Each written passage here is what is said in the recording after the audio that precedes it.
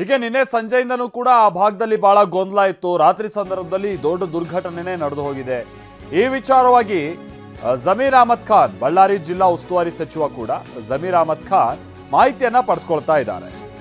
ಸಂಘರ್ಷ ಯಾಕಾಯ್ತು, ಕಾನೂನು ಸುವ್ಯವಸ್ಥೆ ಹೇಗಿದೆ, ಈ ಕುರಿತಾಗಿ ಕ್ಷಣ ಕ್ಷಣಕ್ಕೂ ಮಾಹಿತಿಯನ್ನ ಪಡಿತಾ ಇದ್ದಾರೆ. ಫೋನ್ ಮುಖೇನವಾಗಿ ಡಿಸಿ, ಐಜಿ ಹಾಗೆ ಎಸ್ಪಿ ಅವರಿಂದ ಮಾಹಿತಿಯನ್ನ ಜಮೀರ್ ಅಹಮದ್ ಖಾನ್ ಪಡಿತಾ ಇದ್ದಾರೆ. ನಿನ್ನೆ ರಾತ್ರಿನೇ ಈ ಗಲಾಟೆಗೆ ಸಂಬಂಧಪಟ್ಟ ಹಾಗಿನ ಮಾಹಿತಿಯನ್ನ ಸಿಎಂಗೆ ತಿಳಿಸಿದ್ರು ಜಮೀರ್ ಅಹಮದ್ ಖಾನ್ ಅನ್ನುವಂಥ ಡೀಟೇಲ್ಸ್ ಕೂಡ ಲಭ್ಯ ಆಗ್ತಾ ಇದೆ. ಅದರ ಮುಂದುವರೆದ ಭಾಗವಾಗಿ ಈಗೊಂದು ಡೆತ್ ಕೂಡ ಆಗಿದೆ. ಇನ್ನು ಮುಂದೆ ಏನಾಗುತ್ತೋ ಅನ್ನುವಂಥ ಆತಂಕ ಇದೆ. ಈ ಕಾರಣಕ್ಕಾಗಿಯೇ ಪರಿಸ್ಥಿತಿಯನ್ನ ನಿಭಾಯಿಸುವಂಥ ನಿಟ್ಟಿನಲ್ಲಿ ಪೊಲೀಸರು ಏನೇನು ಕ್ರಮ ತೆಗೆದುಕೊಳ್ತಾ ಇದ್ದಾರೆ ಅನ್ನುವಂಥ ವಿಚಾರವಾಗಿ ಈಗ ಸರ್ಕಾರ ಕೂಡ ಕಣ್ಣಿಟ್ಟಿದೆ. ಬಳ್ಳಾರಿಯಲ್ಲಿ ಬ್ಯಾನರ್ ವಿಚಾರವಾಗಿ ಘರ್ಷಣೆ ಆಗಿರೋದು, ಫೈರಿಂಗ್ ಆಗಿರೋದು, ಆನಂತರ ಒಬ್ಬ ಮೃತಪಟ್ಟಿರುವ ವಿಚಾರವಾಗಿ ವಿಮ್ಸ್ ಆಸ್ಪತ್ರೆಗೆ ಶಾಸಕ ನಾರಾ ಭರತ್ ರೆಡ್ಡಿ ಭೇಟಿ ಕೊಟ್ಟರು.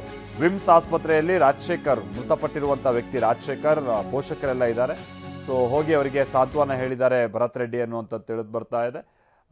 ಪೊಲೀಸ್ ಅಧಿಕಾರಿಗಳ ಜೊತೆಗೂ ಭರತ್ ರೆಡ್ಡಿ ಈ ಸಂದರ್ಭದಲ್ಲಿ ಚರ್ಚೆಯನ್ನು ನಡೆಸಿದ್ದಾರೆ. ಸನ್ನಿವೇಶವನ್ನು ನಿಭಾಯಿಸುವಂಥ ನಿಟ್ಟಿನಲ್ಲಿ ಏನು ಕ್ರಮ ಆಗ್ತಾ ಇದೆ ಎತ್ತ ಅನ್ನುವಂಥ ವಿಚಾರವಾಗಿಯೂ ಕೂಡ ಮಾಹಿತಿಯನ್ನು ಪಡೆದುಕೊಂಡಿದ್ದಾರೆ. ಮತ್ತೊಂದು ಕಡೆ ರಾಜಶೇಖರ್ ಮೃತಪಟ್ಟಿರುವಂಥ ವ್ಯಕ್ತಿ ಏನಿದ್ದಾರೆ ಅವರ ಪೋಷಕರಿಗೆ ಸಾಂತ್ವನ ಹೇಳೋ ಪ್ರಯತ್ನ ಪಟ್ಟಿದ್ದಾರೆ.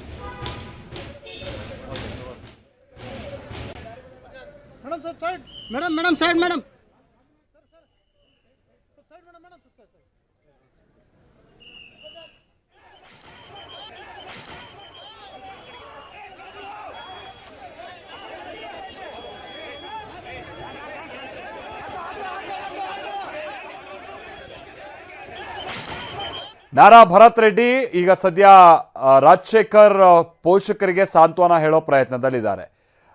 ನಮ್ಮ ಜೊತೆಗೆ ಮಾತನಾಡ್ತಾ, TV9 ಜೊತೆಗೆ ಮಾತನಾಡ್ತಾ ರಾಜಶೇಖರ್ ಅವ್ರ ತಾಯಿ ಕೂಡ ಅದನ್ನೇ ಹೇಳಿದ್ರು. ನಾರಾ ಭರತ್ ರೆಡ್ಡಿ ಅವ್ರ ಹಿಂದಕ್ಕೆ ನನ್ನ ಮಗ ಓಡಾಡ್ತಾ ಇದ್ದ, ನಮ್ಮ ಮನೇಲಿ ನಮ್ಮ ಪತಿ ಬಂದ್ಬಿಟ್ಟು BJP, ಪುತ್ರ ಬಂದ್ಬಿಟ್ಟು ಕಾಂಗ್ರೆಸ್ಸು, ಅದರಲ್ಲೂ ಭರತ್ ರೆಡ್ಡಿ ಅವ್ರಿಗೆ ಭಾಳ ಆತ ನಿಷ್ಠನಾಗಿದ್ದ ಅನ್ನೋ ಅಂಥ ಅರ್ಥದಲ್ಲಿ ಅವ್ರ ತಾಯಿ ಕೂಡ ಹೇಳಿದರು. ಮತ್ತು ಅವರು ಒಪ್ಕೊಂಡಿದ್ದಾರೆ ಭರತ್ ರೆಡ್ಡಿ, ಹೌದು ನಮ್ಮ ಪಕ್ಷದ ಕಾರ್ಯಕರ್ತ, ನಮ್ಮ ಆತ್ಮೀಯರೇ ಅಂತ ಹೇಳ್ಕೊಂಡು ಈಗ ಹೋಗಿ ಅವರನ್ನೆಲ್ಲ ಭೇಟಿ ಆಗ್ತಾ ಇದ್ದಾರೆ. ವಿನಾಯಕ್ ನಮ್ಗೆ ಇದಕ್ಕೆ ಸಂಬಂಧಪಟ್ಟಂಗೆ ಡೀಟೇಲ್ಸನ್ನು ಕೊಡ್ತಾರೆ, ನಮ್ಮ ಜೊತೆಗೆ ನೇರ ಸಂಪರ್ಕದಲ್ಲಿ ಜಾಯ್ನ್ ಆಗ್ತಾ ಇದ್ದಾರೆ. ವಿನಾಯಕ್, ಒಂದು ಕಡೆ SP ಹೇಳ್ತಾ ಇದ್ರು ಸನ್ನಿವೇಶ ಈಗ ಕಂಟ್ರೋಲ್ನಲ್ಲಿದೆ ಅನ್ನುವಂಥ ವಿಚಾರವಾಗಿ, ನಿಮಗಲ್ಲಿ ಕಂಡು ಬರ್ತಾ ಇರುವಂಥ ಅನುಭವದ ಪ್ರಕಾರವಾಗಿ ಹೇಳಿದ್ರೆ, ಜೊತೆಗೆ ಈಗ ಅವ್ರ ಪೋಷಕರನ್ನೆಲ್ಲ ಭೇಟಿ ಆಗ್ತಾ ಇದ್ದಾರೆ ಶಾಸಕರು. ವಾಟ್ ನೆಕ್ಸ್ಟ್, ಮುಂದೇನು ಈ ವಿಚಾರ ಯಾವ ತಿರುವು ಪಡಿಬಹುದು, ಏನು ಕತೆ ಅಂತ ಹೇಳ್ಕೊಂಡು ವಿನಾಯಕ್? ಖಂಡಿತ ಮಲ್ದೇಶ್, ಇದು ಒಂದು ಬ್ಯಾನರ್ ಕಟ್ಟುವ ವಿಚಾರಕ್ಕೆ ಸಂಬಂಧಪಟ್ಟಿರ್ತಕ್ಕಂಥ ಗಲಾಟೆ ಆಗಿದೆ. ಗಲಾಟೆಯಲ್ಲಿ ಈಗಿದೀಗ ಕಾಂಗ್ರೆಸ್ ಕಾರ್ಯಕರ್ತ ರಾಜಶೇಖರ್ ಕೂಡ ಸಾವನ್ನಪ್ಪಿರುವಂಥದ್ದು. ಹೀಗಾಗಿ ಸಾವನ್ನಪ್ಪಿರುವುದರಲ್ಲಿ ಶಾಸಕ ಭರತ್ ರೆಡ್ಡಿ ಕೂಡ ವಿಮ್ಸ್ಗೆ ಆಗಮಿಸಿ ಅವರ ಕುಟುಂಬಸ್ಥರಿಗೆ ಸಾಂತ್ವನ ಹೇಳುವಂಥ ನಿಟ್ಟಲ್ಲಿ ಕೂಡ ಪ್ರಯತ್ನ ಮಾಡ್ತಾ ಇರುವಂಥದ್ದು. ಸ್ವತಃ ಏನು ಶಾಸಕ ಭರತ್ ರೆಡ್ಡಿ ಕೂಡ ಒಪ್ಕೊಂಡಿರುವಂಥದ್ದು. ಈತ ನಮಗೆ ನಿಷ್ಠಾವಂತ ಕಾರ್ಯಕರ್ತ ಆಗಿದ್ದ, ನಮ್ಮ ಜೊತೆಗೆ ಯಾವತ್ತು ಓಡಾಡ್ಕೊಂಡಿದ್ದ ಅನ್ನೋ ಮಾಹಿತಿಯನ್ನು ಈಗಾಗಲೇ ಸ್ಪಷ್ಟವಾಗಿ ಹೇಳಿರುವಂಥದ್ದು. ಅಂದರೆ ಇಲ್ಲಿ ಪ್ರಮುಖವಾಗಿ ಎರಡು ಗುಂಪುಗಳ ನಡುವೆ ಆಗಿರ್ತಕ್ಕಂಥ ಗಲಾಟೆಯನ್ನು ಇದೀಗ ಕಾರ್ಯಕರ್ತ ಸಾವಾಗಿದೆ. ಈ ಬಗ್ಗೆ ಕೂಡ ಇದು ಸರ್ಕಾರ ಕೂಡ ಸಾಕಷ್ಟು ಗಂಭೀರವಾಗಿ ಪರಿಗಣಿಸಿದೆ. ಯಾಕಂದ್ರೆ ಈ ಪ್ರಕರಣವನ್ನು ಈಗಾಗಲೇ ಓರ್ವನ ಸಾವಾಗಿರುವಂಥದ್ದು. ಹೀಗಾಗಿ ಜಿಲ್ಲಾ ಉಸ್ತುವಾರಿ ಸಚಿವರಾಗಿರ್ತಕ್ಕಂಥ ಜಮೀರ್ ಅಹಮದ್ ಕಡೆಯಿಂದ ಸಂಪೂರ್ಣವಾಗಿರ್ತಕ್ಕಂಥ ಮಾಹಿತಿಯನ್ನು ಈಗಾಗಲೇ ಸರ್ಕಾರ ಪಡೆದುಕೊಂಡಿರುವಂಥದ್ದು. ಜೊತೆಗೆ ಇಲ್ಲಿ DIG ಮತ್ತು DG ಕೂಡ ಬಳ್ಳಾರಿಗೆ ಬಂದು ಇಲ್ಲಿರ್ತಕ್ಕಂಥ ವಾಸ್ತುಸ್ಥಿತಿಯನ್ನು ಅವಲೋಕನ ಮಾಡಿ, ಯಾಕಂತಂದ್ರೆ ಇಲ್ಲಿ ರಂಜಿತ್ ಕುಮಾರ್ ಭಂಡಾರಿ ಅಂದರೆ ಘಟನಾ ಉಸ್ತುವಾರಿ SP ಆಗಿರ್ತಕ್ಕಂಥ ರಂಜಿತ್ ಕುಮಾರ್ ಭಂಡಾರಿ ಅವರು ಕೂಡ ಸ್ಪಷ್ಟವಾಗಿ ಹೇಳಿದ್ದಾರೆ, ಏನು ರಾಜಶೇಖರ್ ಅವರಿಗೆ ಏನು ಗುಂಡು ತಗಲಿದೆ, ಆ ಗುಂಡು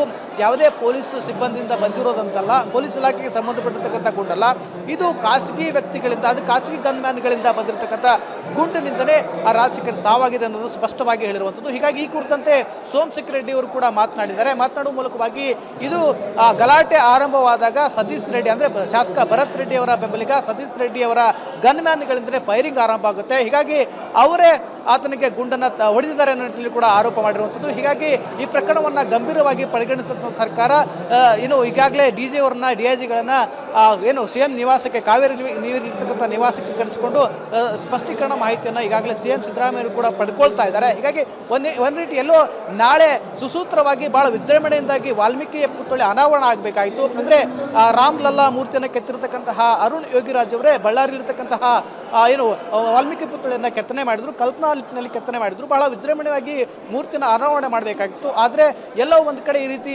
ಕೊಲೆಯಲ್ಲಿ ಈ ರೀತಿ ಅನ್ನೋದು ಒಂದು ಕಪ್ಪು ಚುಕ್ಕೆ ಬಂದು ಹೋಯ್ತು ಅನ್ನೋ ಕೂಡ ಸಾಕಷ್ಟು ಪ್ರಶ್ನೆಗಳು ಕಾಡ್ತಾ ಇರುವಂಥದ್ದು. ಹೀಗಾಗಿ ಬಳ್ಳಾರಿಯಲ್ಲಿ ನಡೆದಕ್ಕಂಥ ಇದೊಂದು ಘಟನೆ ಸಾಕಷ್ಟು ಸರ್ಕಾರ ಗಂಭೀರವಾಗಿ ಪರಿಗಣಿಸಿದೆ. ಈಗ ಶಾಸಕರು ಕೂಡ ಕುಟುಂಬ ನೊಂದಿರ್ತಕ್ಕಂತಹ ಕುಟುಂಬಕ್ಕೆ ಸಾಂತ್ವನ ಹೇಳಲು ಕೂಡ ಪ್ರಯತ್ನ ಮಾಡ್ತಾ ಇರುವಂಥದ್ದು. Maltesh, thank you Vinayak.